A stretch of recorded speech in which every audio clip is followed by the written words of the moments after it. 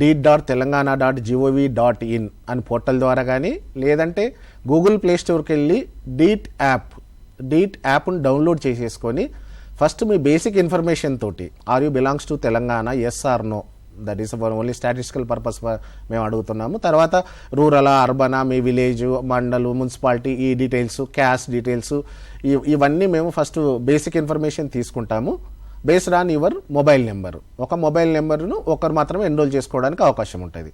ఎందుకు ఒక mobile number ఒకరికే రిస్ట్రిక్ట్ చేశామంటే ఎవ్రీడే మీరు యాప్ ఓపెన్ చేసుకొని చూసుకోవాల్సి ఉంటుంది. మనం ఏ విధంగా అయితే వాట్సాప్ ఓపెన్ చేసుకుంటున్నామో అదేవిధంగా మనం యొక్క డీట్ యాప్ను మీరు ఏదైతే డౌన్లోడ్ చేసుకున్నారో ప్రతి జాబ్ సీకర్కి ఒక డాష్ బోర్డు ఉంటుంది.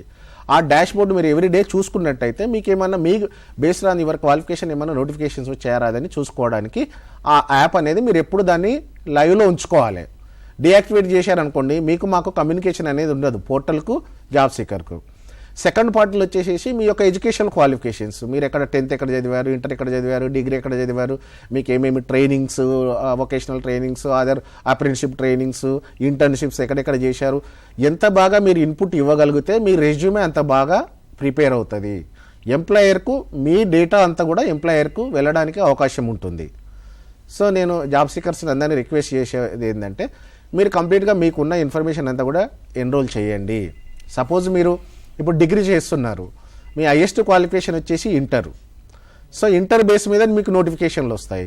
మీరు ఒకవేళ పీజీ చేస్తున్నారు, హైయెస్ట్ క్వాలిఫికేషన్ డిగ్రీలో కూడా టెక్నికల్, నాన్ టెక్నికల్ అయితే టెక్నికల్ నోటిఫికేషన్స్ వస్తాయి, నాన్ టెక్నికల్ నోటిఫికేషన్స్ వస్తాయి.